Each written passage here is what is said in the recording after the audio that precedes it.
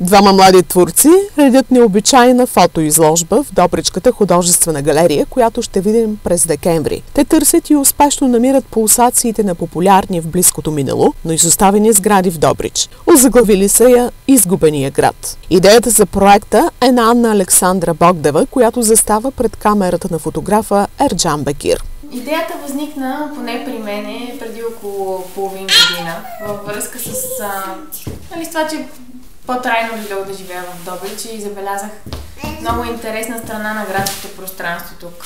Големи промишлени изоставени сгради, които на практика са изпразнени от живота, всъщност носят голям смисъл за повечето хора в града. Невероятно впечатляващо пространство за нас и така постепенно идеята се разви, на него също му хареса и той намери някакви смисли за себе си също. През обектива видях живота, който е минал в тези сгради, защото те са големи промишлени обществени сгради. Архитектурата им е запазена в голямата си част, на повечето места е запазена. Лично моята майка е работила в обувния завод, също така в ТПК "Мир", в изоставената сграда снимахме също и там е работила. И си спомням, нали, смътно тези места, когато е имало много хора, в тях е кипяло живот и малко като на лента ми напред очите ми, нали, докато снимахме вътре, имаше изоставени елементи, вещи на хора изоставени вътре. Все едно някой е бързал да напусне тази сграда. Идеята, която имаме, искаме да покажем с тези снимки, е, че в тях все още има някакъв живот, в тях все още има нещо в тези сгради, защото те не са мъртви напълно.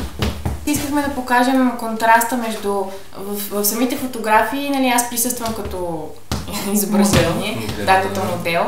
Искахме да покажем контраста между тази разруха от една страна, която е в пространството, и живия живот. Нали. Фотосесиите от проекта "Изгубеният град" са заснети в обувен завод Добрич, медицинския колеж, неработещата част на ТПК "Мир", изоставеното училище в село Безводица. 35 са подбраните за експозиция фотоси. Младите творци търсят меценати, които да им помогнат при осъществяването на изложбата и гостуването й в страната, защото в нея има история, но не и носталгия. Моята идея беше да представим, че в тези сгради все още има живот, че в тях има красота.